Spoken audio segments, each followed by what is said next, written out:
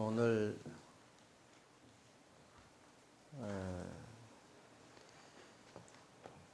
제가 호랑이 굴에 찾아온 것 같습니다. 우리의 원장 총괄 스님께서 그냥 와서 법문하면 돼 이래서 그냥 편한 마음으로 왔는데 와서 보니까 뭐 촬영을 한다 이거 아주 굉장히 부담스럽네요. 그리고 제가 9시 반에 도착을 했어요. 이제 학교를 졸업하고는 아마 이렇게 여유있게 온 건 처음이고, 지난번 방문에 한번 왔었는데 스님이 한번 들어가시길래 누가 기도를 하시는가 보다 이렇게 생각을 했는데, 사무실에 와서 보니까 원장 스님이 직접 불공을 하신다는 거예요. 그래서 바깥에서 연불 소리를 들으면서 야, 그 어느 스님인지 몰라도 연불 소리 진짜 우렁차다. 진짜 학교가 이제 살아있는 것 같다. 그리고 스님께 전화를 했거든요. 10시 돼서. 이제 왔는데 어디로 갈까요? 이러고 전화를 해. 전화를 안 받으세요. 와서 보니까 연불 소리에 기가 죽고, 오늘 스님이 앞에 그냥 앉아 계시니까 또 기가 죽고, 오늘 이래저래 완전히 기 죽는 날인데, 호랑이 굴에는 들어왔는데 살아나가려면 정신을 바짝 차려야 되겠다 이렇게 생각을 하고 있습니다. 반갑습니다.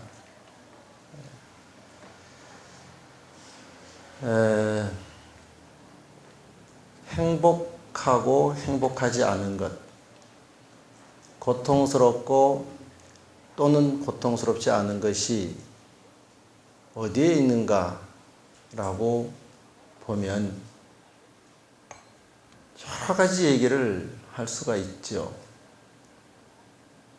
그런데 제가 오래전에 글을 하나 읽었는데요. 부산대학 교수님인데 미국에서 교환 교수로 계실 때 과테말라에 출장차 다녀오는 비행기에서 비행기가 뜨고 나서 한 2시간이 채 안 됐는데 기내 방송이 나오더라는 겁니다. 뭐라고 나오느냐 하면,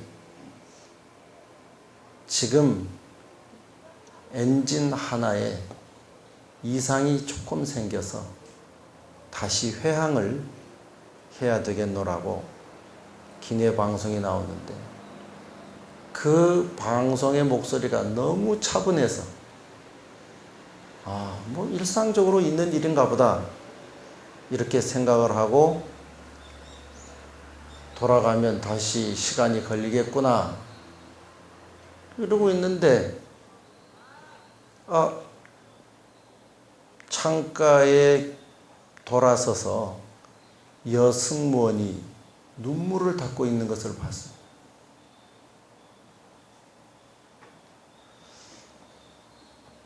그 모습을 보고 이 교수님이 생각을 한 겁니다. 기내 방송은 너무 차분하고 그리고 안정적이었지만 손님들을 놀라지 않게 하기 위해서 이렇게 차분하게 방송은 하지만 그 내용을 누구보다 잘 알고 있는 저 여승무원이 돌아서서 울 때는 이건 분명히 큰 문제가 있는 것이다. 그때부터 이 비행기가 과연 돌아가서 내릴 수 있을까? 중간에 돌아가지 못하고 떨어지진 않을까? 이 생각이 드는 순간 그동안 살아왔던 일생이 파노라마처럼 스쳐 지나가는데, 잘했던 것도 생각나고 잘못했던 것도 생각나고, 만약 이대로 다시 비행기가 잘 돌아간다면 가서 잘해야지 못해야지 오만 망상을 다 피우다가 비행기는 다시 회항을 해서 공항에 탁 내렸다는 거예요. 비행기가 내려서 이제 내리면서 그 여승무원을 바라보고 물었다는 거예요. 아까 비행기가 다시 회항을 한다고 했을 때 왜 돌아서서 울었느냐? 난 너 때문에 아주 마음의 고통이 심했다. 그랬더니 그 여승무원이 하는 말이, 그 비행기가 정상적으로 운행을 해서 미국으로 돌아와야 12월 24일 저녁 크리스마스 이브에 남자친구하고 만나기로 했는데 이게 돌아오면 약속이 어긋나겠죠. 참 2시간 동안 마음 졸였던 거에 비하면 그 대답이 너무 허망하더라는 것이죠. 거기에서 행복, 불행, 내가 잘 살고 못 살고 내가 어떻고 저떻고 하는 것이 다 뭔가 하면 내가 잘 안다라고 하는 자만. 사람들은 모르겠지만 저 여승무원이 돌아서서 눈물 짓는다는 것은 보통 일이 아니야 라고 하는, 내가 안다고 하는 자만이 나를 고통으로 몰아넣고 2시간 동안 나의 일생을 돌아보게 하고 모든 생각을 하게 만들었더라. 이 이야기를 읽으면서 지금 우리는 내가 뭔가를 알고 있다는 자만 때문에 내 스스로 내 고통을 만들고 있는 것은 아닌지, 그런 의미에서 오늘 다시 생각하는 4가지 생각을 한번 정리를 해보겠습니다. 첫째는 우리가 이 세상을 살 때 어떤 마음으로 살아야 되는가? 첫째는 빚 갚는 마음으로 살아야 된다. 이런 생각을 합니다. 빚 갚는 마음으로 살아야 된다. 내가 무슨 빚을 져서 빚 갚는 마음으로 살아야 될까요? 빚 갚는 마음으로 살 때 행복합니다. 제가 우면산 예술의 전당 위에 대성사 주지를 86년도에 했습니다. 학교 졸업하자마자 바로 가서 주지를 했는데요. 노보살님 한 분이 법회를 마치고 내려가시면서 눈물 지으면서 20대에 혼자 되셔서 자식 둘 키우고 평생 키우고, 그때가 70을 바라보는 연세였는데 어렵게 모아놨던 돈 몇천만 원을 빌려줬는데 못 받게 됐다는 거예요.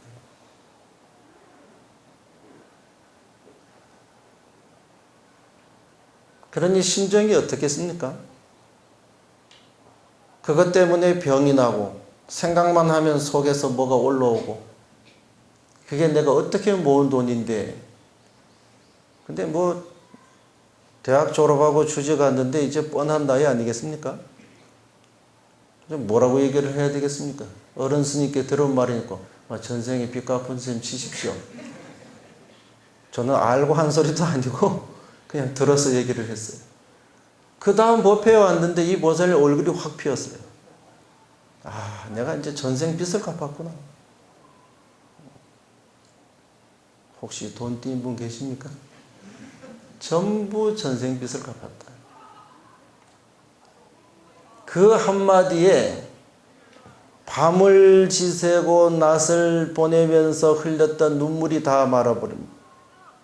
다 이제 걷어져 버리고, 그 마음속에서 오르고 내렸던 모든 원망, 원한 다 접어버리고, 이게 내 전생 빚이었다면 이제 난 다 갚았다고 생각하니까 그렇게 홀가분할 수가 없더라는 것이에요.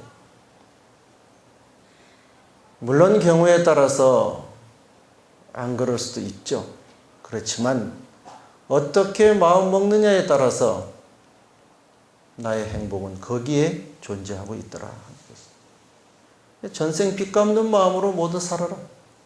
만약 지금 내가 조금이라도 불편한 것이 있다면 돈의 문제가 아니라 인간관계의 문제, 자식의 문제, 부모의 문제, 어떤 것에 있어서든 뭔가 지금 내가 불편한 것이 있다면 그것은 다 전생 빚이라고 생각하면 깨끗해집니다. 저도 학교 다닐 때 우리 스님한테 너무 빚을 많이 져가지고 오늘 빚 갚으러 왔습니다. 엄청 내가 속을 썩였는가 봐요. 오늘 이렇게 그냥 부담스럽게 올라앉혀놓고 앞에서 그냥 다 검증을 하고 있으니까 이게 참 숨이 막히는 일이네요. 지금 뭔가 불편하다면 그건 전생 빚이다. 전생 빚이라고 생각하면 모든 것이 깨끗해집니다. 전생 빚이라는 말 속에는 모든 것이 나에게 책임이 있다 이 말입니다. 제가 학교 1학년 때 학교에서 전체 해인사 성철 종정 스님께 인사를 갔습니다. 그때 삼천배 안 하면 뵐 수도 없는데 동국대학교 학인이라는 특권으로 올라가서 단체로 배웠을 때 큰 스님께서 법문을 하셨죠. 사자의 충. 동물의 왕이라고 하는 사자는 다른 동물의 공격을 받아서 죽는 일이 없다. 만약에 죽는다면 자기 몸 안에 있는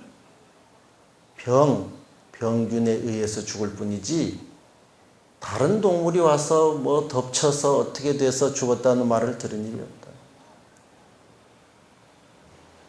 근데 그 사자가 누군가 하면 첫째는 불교고, 불교는 어떤 일이 있어도 다른 종교가 잘 돼서 우리가 안 됐다는 소리가 있을 수 없다.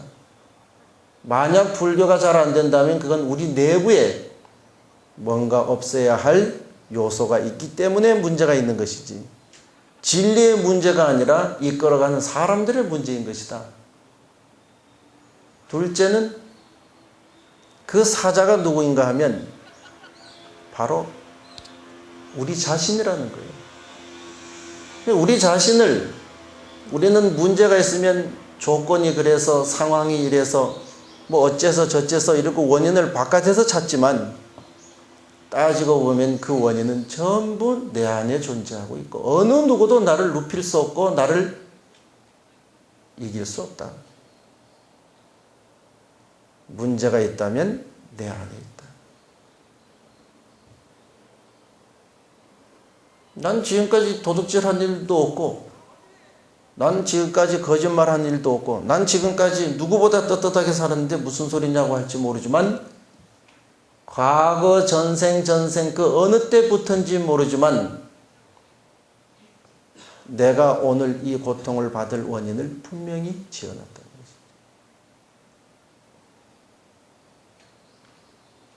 그러면 그 마음을 먹는 순간 지금 내가 행하는 행동 하나하나는 언젠간 또 하나의 결과로 나에게 다가올 거라는 것을 알게 되고 그렇게 된다면 지금 우리가 살아가는 삶 하나하나를 헛들게 살 수가 없게 되는 것입니다. 따라서 과거의 빚이라고 하는 것은 과거의 문제가 아니라 바로 오늘의 문제이고 동시에 그것은 내일의 문제라고 하는 것입니다. 그렇기 때문에 우리가 살아가는 데서 첫 번째로 마음먹을 것은 과거에 진 빚을 갚는 마음으로 살아갔으면 좋겠다. 근데 우리는 이유가 이렇습니다. 인도에 이런 속담이 있습니다. 만일 그가 그 일을 끝내지 않았다면 만약 어떤 사람이 그 일을 끝내지 않았다면 그는 게으르다 이렇게 하고 내가 일을 끝내지 않았다면 뭐라고 얘기를 할까요? 나는 너무 바쁘고 그리고 일이 많아서 나는 일을 끝내지 못했다 이렇게 얘기를 한다. 만일 그가 다른 사람에 관해서 말하면 그건 수다쟁이다 이렇게 얘기를 하고 내가 다른 사람에 대해서 얘기하면 나는 그를 더 발전시키기 위해서 건설적인 비판을 한다 이렇게 얘기를 한다. 만일에 그가 나에게 말을 걸지 않으면 그 사람은 왜 말을 걸지 않는 걸까요? 콧대가 높아서 말을 안 건다 이렇게 얘기를 합니다.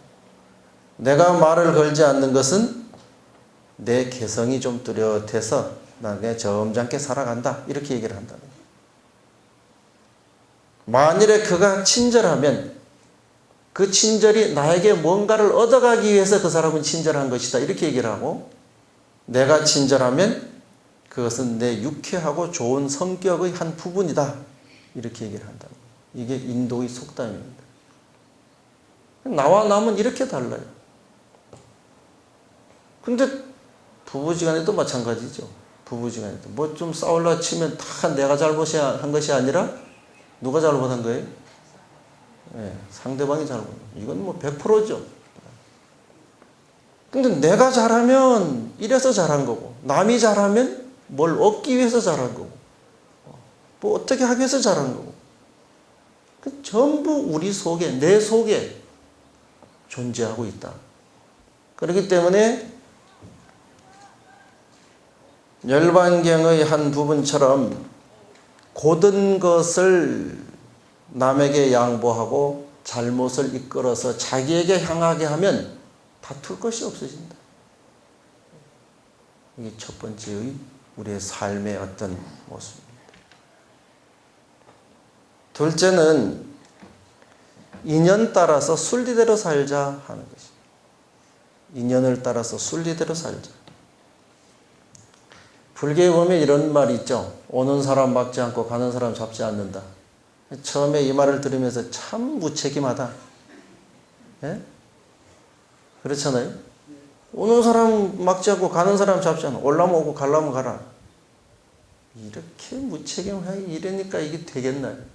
근데 따지고 보니까 인연 따라 오는 건 막을 수가 없고 인연 따라 가는 건 잡을 수가 없어요. 다만 내가 최선을 다할 뿐이지 오고 가는 것은 그 인연에 맡겨야 되는 것이다 라는 것이 살아가면 살아갈수록 느껴지는 삶의 모습이다라는 거죠. 그러니까 그것이 온다면 분명히 그것은 인연이 있어서 오는 것이고, 그것이 간다면 인연이 다해서 가는 것입니다.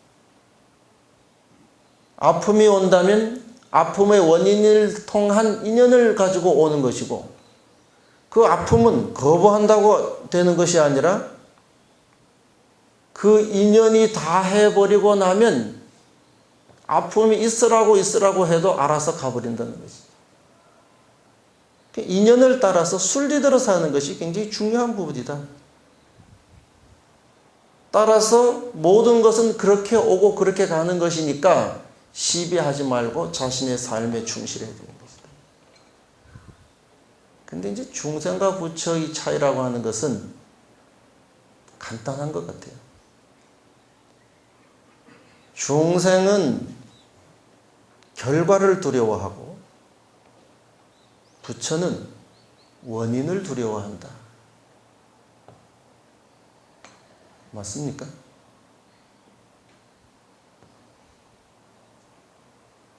갑자기 제가 정신이 차리시려고 그러네요. 뭐 물어도 별로 대답이 없는 거 보니까 내가 이제 조금 기가 살라고 그래요. 부처님은 원인을 두려워한다. 그러니까 어떤 경우가 됐건 안 하라고 하는 것은 안 해야 되고 하라고 권하는 것은 하는 것이 좋다 그래요. 근데 중생은 결과를 두려워해요. 지어놓고도 결과만 좀 안 나타났으면, 거짓말을 해놓고도 안 밝혀졌으면, 잘못을 해놓고도 좀 몰랐으면, 이게 중생이라는 것이에요. 그러니까 내가 부처인지 중생인지 어렵게 생각할 거 하나도 없다. 내가 지금 내 마음속에서 원인을 두려워하는지 결과를 두려워하는지를 보면 내가 부처인지 중생인지를 알 수 있다는 것이죠. 아무리 작은 것이라 해도 그 원인은 반드시 결과가 오게 되어 있는 것이기 때문에 부처님은 원인을 두려워합니다. 근데 중생은 일단 좋으면 뒤는 잘 모르겠다. 일단 좋으면 저질러 놓고 그 뒤는 어떻게 해요?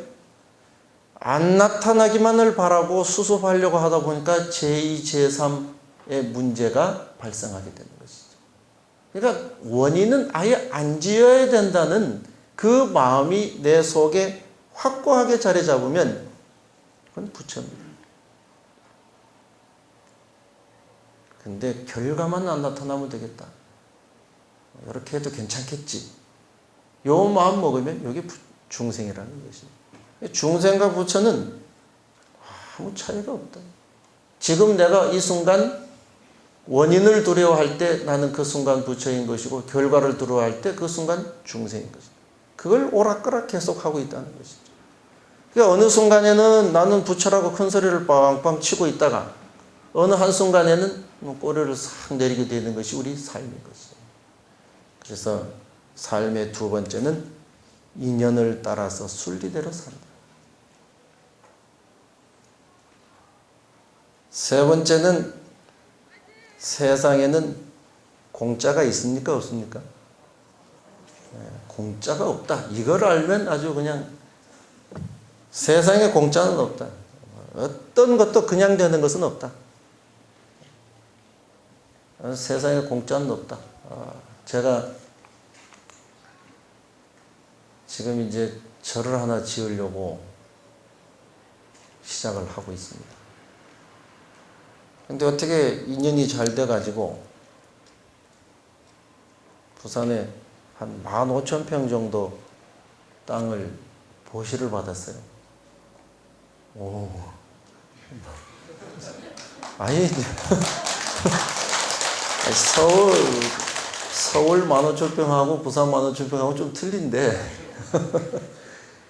어쨌든 15,000평을 보시를 받아서 이제 어제 그저께는 공휴일, 어제 그저께 서류를 넣었습니다. 접수를 했어요. 이제 이번 24일 관음제일 날 기공식을 하면 1년 안에 이제 100억 불사를 해가지고 법당을 짓습니다. 많은 사람들이 저한테 그래요. 이야, 복 받았다 하든가, 뭐라고 얘기를 하죠? 복만 냈다 하든가, 하여튼 쉬운 말로, 이야, 내 참 복을 건졌다 하든가, 이렇게 얘기를 해요. 근데 세상에 공짜가 없더라고요. 제가 거기 가서 산 지가 지금 6년째인데, 포교활동 한다고 도심에서 빌딩 안에서 10년 사는 것보다 거기서 3년 사는 게 더 힘들더라고요. 창원 주고 살려고 같이 살거든. 그래서 제가 이거 녹화해가지고 인터넷에 올려놓으면 이제 이거 보면 이제 복잡해지겠지만, 이 며느리들 심정을 내가 뭔지를 알겠어요. 참 미묘한 게 있더구만요. 또 스님 모시고 사는 거하고 또 틀려요. 세상에 공짜는 없다.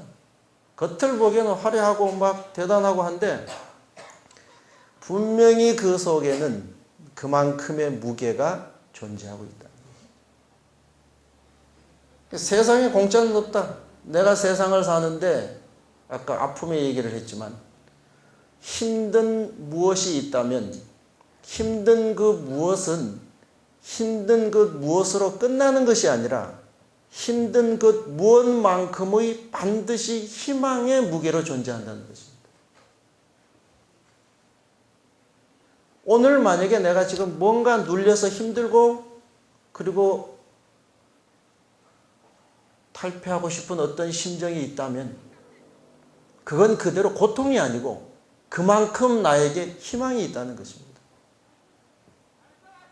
예를 들어서 부도를 만나가지고 이제 이걸 어떻게 할 건가 고민하는 사람이 포기해버리면 고통도 없습니다. 포기해버리면. 근데 그것을 딛고 일어서려고 하면 딛고 일어서려고 하는 것만큼 내가 감당해야 할 고통이 있죠. 그 고통의 무게가 단순히 고통이 아니라 반드시 희망의 무게로 존재하고 있다는 것이죠. 그럼 반대로 얘기하면 뭐가 될까요? 내가 지금 엄청난 행복을 누리고 부족한 것 없이 살아간다면 반드시 어느 순간에는 그만큼의 힘듦의 원인이 그 속에 함께하고 있음을 알아야 된다는 것이죠. 한때 대통령이라고 하는 권력을 잡았을 때 그 권력의 기쁨만큼이나 권력을 놓았을 때 허전함은 똑같은 크기라는 것이죠. 어느 순간에 우리가 로또가 당첨이 돼가지고 확 돈이 들어온다고 했을 때 그 기쁨 속에는 언젠가는 그것이 사라졌을 때에 올 허망함이 그 속에 같이 존재할 수 있다는 것을 알고 살아야 된다. 근데 우리는 아픔이 오면 외면하고 싶고 기쁨이 오면 영원하리라고 착각을 하는데 외면해서 될 문제도 없고 영원한 것도 없다. 그렇다면 내가 느끼는 모든 삶의 무게는 아픔은 희망은 기쁨은 동시에 아픔을 같이 내포하고 있다고 생각을 하면 우리 삶 속에서 자만할 일이 하나도 없다는 것이죠. 그래서 열반경 성경품에 나오는 공덕천과 흑암녀라고 하는 비유 아시죠? 길게 얘기는 하지 않겠습니다. 공덕천이라고 하는 그 예쁘고 어찌 보면 밝은 기운을 내가 받아들이려고 하니까 그 동생 흑암녀라고 하는 결코 보고 싶지 않고 또 어두운 그림자를 끌어안지 않으면 그 기쁨도 안을 수 없다는 것이 세상 진리라는 것이에요. 근데 우리는 공덕천만 지금 바라고 있거든. 공덕천. 희망, 기쁨, 좋은 것. 그런데 좋은 것만 내가 받을 수 없다는 것이에요. 반드시 그 좋은 것을 받기 위해서는 흑암녀라고 하는 그 동생을 같이 받아들이지 않으면 그 공덕천도 받아들일 수 없다. 그래서 옛 어른들이 말씀하시기를 집안에 좋은 일이 있으면 항상 조심해라. 좋은 일이 있는 것만큼 안 좋은 일이 따라다닌다. 조심해라. 이렇게 얘기를 하시죠. 그리고 우리도 도고마성. 도가 높으면 마도 성하다. 도고가 높으면 거기에 따르는 마장마구니도 같이 성하게 되어 있다는 것이에요. 근데 우리는 도만 높기를 바라고 마구니는 없어졌으면 바라는 것이 우리 마음이지만 어떤 것도 분리된 것은 없다. 밝음과 그림자는 같이 다니지 따로 다니지 않는다. 그게 우리 삶 속에서 이 마음 속에서 녹아나 버리면 기쁨과 슬픔의 노예가 되어서 기뻤다 슬펐다 윤회를 하지 않는다는 거죠.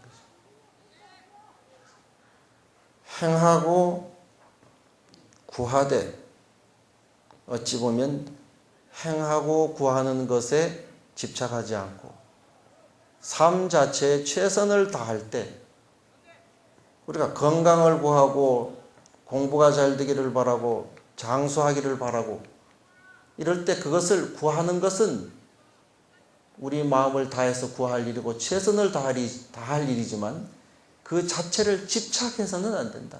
항상 모든 것은 두 개가 같이 존재하면서 우리 앞에서 오락가락하고 있기 때문에 그러한 것이다. 몇 가지 얘기했습니까?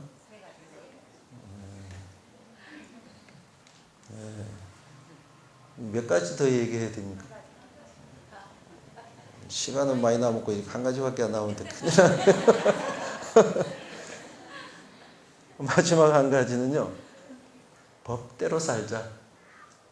요새 조계에서 얘기하고 있죠. 부처님 법대로 살자. 법대로 살자는 거예요. 진리와 함께 살자. 진리와 함께 살아야 되는데 우리는 부처님 법대로 살아야 되고 부처님 진리와 함께 살아야 되는데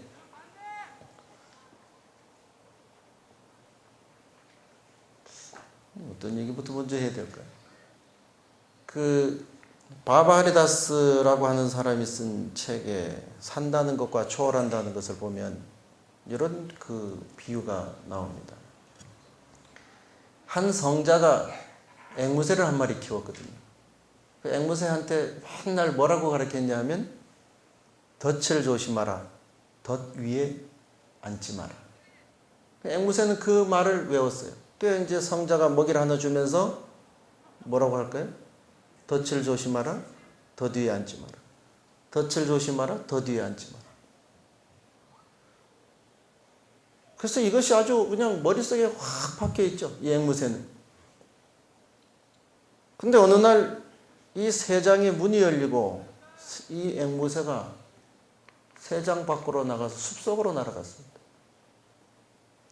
이 성자는 앵무새를 찾으러 숲속으로 들어갔습니다. 한참을 다니다 보니까 한쪽에서 소리가 들려오죠. 뭐라고 들려올까요? 이쪽에 계신 분들이 그렇지나 덫을 조심하라. 덫 위에 앉지 마라. 저쪽에서 소리가 들려옵니다. 그래서 성자가 그곳으로 가까이 가보니까 덫 위에 앉아서 피투성이가 된 채로 덫을 조심하라. 덫 위에 앉지 마라. 이러고 있더라는 것이에요. 쭈쭈쭈이 문제가 아니고 우리가 맨날 마음이 부처다. 마음먹은 대로 된다. 어쩐다. 진리가 법이 진리다. 진리대로 살아라. 말을 맨날 그렇게 하면서 우리가 뭐 때문에 지금 괴로워하고 있어요. 말은 그렇게 하면서 실제 삶 속에서는 고통 속에 살고 있잖아요. 그러니까 앵무새가 우리가 다를 게 하나도 없다는 것이에요. 덫에 앉아서 피투성이가 된 채로 덫을 조심하라. 덫 위에 앉지 마라. 우리가 맨날 마음 바로 쓰면 된다고 마음 하면서도 우리 삶 속에서는 그게 안 돼가지고 괴롭네, 슬프네, 어떠네, 저떠네, 살고 싶네, 죽고 싶네, 문제가 나옵니다. 그래서 법대로 산다라고 하는 것은 머리로 외워서 사는 것이 아니라 실제 그것이 실천되어져야 돼. 그래야 그 진리가 힘을 발휘하는 것이죠. 근데 우리는 진리를 받아들일 때에도 전부 자기식으로 받아들여요. 제가 여기 오니까 생각나는 것이 하나 있는데, 제가 학교 다닐 때는 이 정각원이 굉장히 큰 것 같은데 오늘 와보니까 좀 작아요. 근데 제가 그 자리에 앉아 있었거든요. 그 자리에. 그 기둥 옆에 거기에. 어떤 날. 그때 어떤 한 학생이, 남학생이 쿵쿵쿵쿵 하고 들어오더니, 절이 쭉 들어오더니 딱 와가지고 앞에서 절을 하는데, 우리 거사님들 처음에 와서 절하라고 하면 하는 절이 있죠. 이 가지런하게 안 돼가지고 내려가면 쿵, 쿵그당, 더그당, 쿵 이렇게 하는 절이 있죠. 네? 마룻바닥에 소리가 많이 나잖아요. 쿵쿵쿵 3번을 3배를 하고 돌아서 절이 나가요. 그래서 제가 가만히 있다가 학생 좀 조용하게 절할 수 없느냐.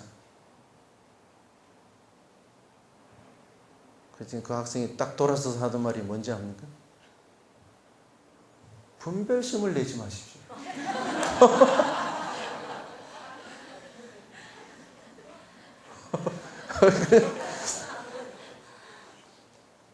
굉장하죠?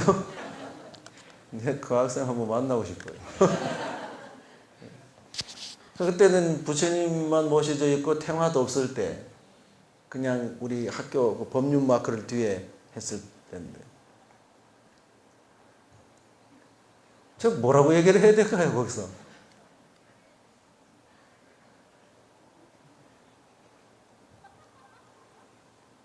분별을 짓지 마라.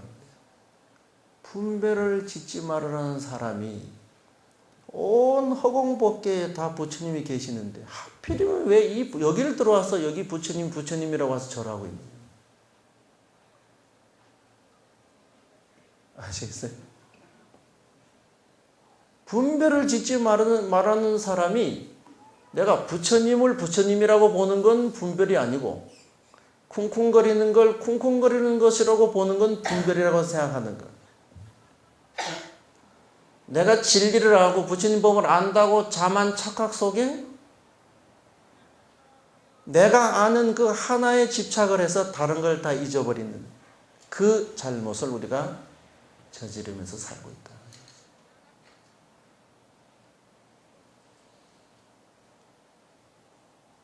또 우리가 우리 마음대로 사는 게 있는데, 전에 베트남에서 틴나칸 스님 오셨었죠? 어떻게 법문 들으셨나요? 그런 풍문만 들었습니까? 네. 그분이 오셔서 법문을 하시는데 이런 말씀을 하대요. 베트남에 한 200년 전이라고 얘기를 하는데 뭐 정확한 그건 모르겠고, 베트남에도 전쟁을 많이 하는데 그 전쟁을 할 때는 꼭 이제 청년 남자들을 징집을 하죠. 징집을 하는데 그때 한 젊은 부부가 있었습니다. 그 젊은 부부의 남편은 이제 징집을 당하고 부인만 있게 되는데, 그 징집 당할 때 이 부인은 만삭이 돼 있었어요. 그 징집을 당해가지고 가서 전쟁을 3년인가 4년인가를 치르고 다행히 살아서 집에 돌아왔습니다. 집에 돌아오니까 아들을 하나 낳아가지고 잘 기르고 있거든요. 얼마나 기쁘겠습니까? 우리 여기 거사님들 아들을 낳았을 때 기쁜 그 마음 너무 기뻐서 이 남편이 아내에게 시장에 가서 장을 봐와라, 조상님께 감사의 제사를 지내야 되겠다. 내가 살아온 것도 고맙고 감사하고 이렇게 또 아들을 낳아서 이렇게 키우는 게 너무 감사하니, 그 이제 부인이 시장을 간 사이에 그 남편이 아이를 앞에 앉혀놓고 아빠라고 불러봐 이랬어요. 아빠라고 불러봐. 그럴 수 있겠죠? 아빠라고 불러봐라. 아까 곧 3살 4살 된 그 애가, 아저씨는 아빠가 아니에요. 아저씨는 우리 아빠가 아니에요. 우리 아빠 지금까지 계속 오셨는데 왜 아저씨가 우리 아빠예요? 그때 심정이 어떨까요? 아들을 안 낳아본 제가 들어도 희한한데 기가 막힌 일인데 이제 그래서 그 남편이 거기서 이제 마음이 확 얼어버린 거죠. 영문도 모르고 그 아내는 시장을 봐다가 상을 잘 차려가지고 제사를 지냅니다. 남편이 먼저 절을 탁 하고는 돗자리를 싹 걷어버리고, 당신은 우리 조상에게 절할 자격이 없다. 왜 없습니까?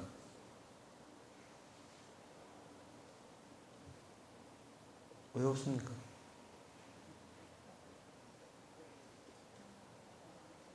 네?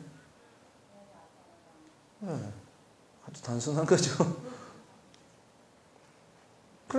그렇게 확 걷어버리니까 이 아내는 그러면 이제 남편한테 물어봐야 될 거 아니에요? 근데 우리 보살님들한테 한번 물어보죠. 남편이 황당하게 어떤 상황을 만들면 왜 그러냐고 물어봅니까? 그럼 뭐 잘났냐 하고 입 닫고 있습니까? 그러니까 이 부인이 뭘 물어보고 서로 대화를 해야 되는데, 내가 뭘 잘못했는데, 나도 당신이 전쟁에 나가고 난 그 3년 동안 진짜 혼자서 애를 낳아서 키운다고 얼마나 내가 고생하고 이렇게 오늘까지 이어왔는데, 이런 나의 공로는 생각도 하지 않고 나를 갖다가 조상님께 절할 자격도 없다니 내가 뭘 잘못했느냐? 너무너무 억울해가지고 이 부인이 자살을 해버렸어요. 그럴 수 있을까요? 그때 자살은 하면 안 됐는데 자살을 해버렸어요. 그래가지고 자살하고 이제 장례를 치는 그날 저녁에 아이하고 이제 둘이 남았잖아요. 저녁이 돼가지고 불을 켜려고 호롱불 불을 더 켜니까 이 애가 하는 말이 저기 우리 아빠가 오신다고. 그 딱 보니까 누군가 하면 이 아버지의 그림자를 보고 이 꼬마의 3살 4살 요 애가 저기 우리 아빠가 오신다고 그러는 거예요. 저기 우리 아빠가 오신다. 그 소리를 듣는 순간 이 남편은 이제 큰일 난 거죠. 아하, 이게 이런. 그러니까 애가 태어나서 1살, 2살, 3살 말을 배우고 뭐 옹알옹알하고 아빠 엄마하고 막 하는데 아빠 어디 갔냐고 물을 때 그 엄마가 뭐라고 대답했냐면 저기 아빠 오신다. 낮에는 일하라고 밤에 오셨다. 이 그림자를 보고 아빠다 아빠다 그래. 그러니까 어떤 때는 그 그림자를 보고 대화도 하고 어떤 때는 그 그림자를 보고 울기도 하고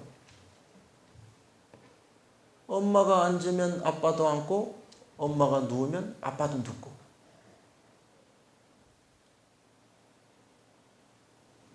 그 아이가 그 말을 하는 순간에 아하 이건 뭐가 잘못된 것이구나. 그러니까 이 남편이 내가 지금까지 안다, 내가 안다라고 했던 어떤 사실들 내 스스로 안다.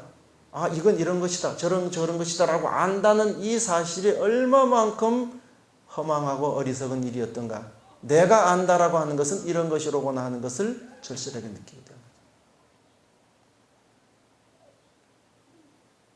그래서 법대로 살고 진리대로 살자라고 하는 것은 내 마음대로 살고 내 생각대로 살자는 것이 아니라 객관적이고 그리고 삶의 질서이고 어찌 보면 자연계의 법칙이고 그것이 곧 연기법인 부처님의 법대로 살 때 이런저런 오해가 없이 행복하게 살 수 있는 것이다.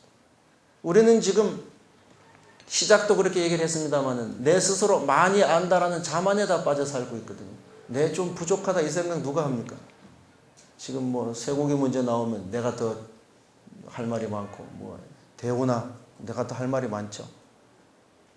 근데 어떤 경우에 가가지고 내가 안다는 사실이 극히 일부이며 동시에 지엽적인 조각 지식이라고 하는 그 사실일 수 있다는 것을 조금이라도 긍정을 한다면 부부간에도 마찬가지죠. 싸울 때 내 신념은 확실하잖아. 나는 옳다. 남편은 뭔가 잘못됐다. 부인은 뭐 잘못됐다. 나는 맞다. 이 확신이 강하니까 싸우다가 나중에 가서 보니까 아, 아니구나 뭐 이렇게 가는 거거든요. 어느 순간에 아 나도 잘못할 수 있다는 생각 이 생각을 하면서 부처님 법대로 산다면 그것이야말로 우리가 살아가는 데 있어서 우리를 행복하게 하는 일이다. 제가 오늘 이렇게 뭐 너저분에 얘기를 했는데 이 얘기가 다 뭐냐면 달마대에서 이입사행론입니다. 얘기를 하자면 이런 거 저런 것이지만 달마대에서의 이입사행론, 사행론의 첫 번째가 뭡니까? 보원행위잖아요.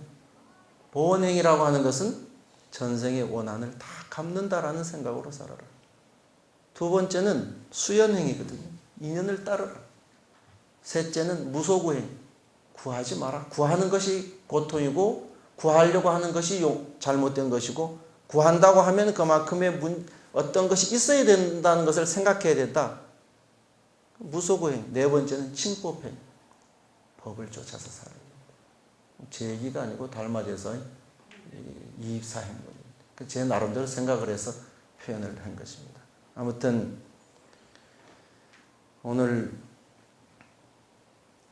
오죽지 않게 이거 참 왔습니다. 그리고 한편으로는 반갑기도 하고요. 이 학교에 졸업을 하고 나서 정각원 사무실에 오늘 처음 들어가 봤거든요.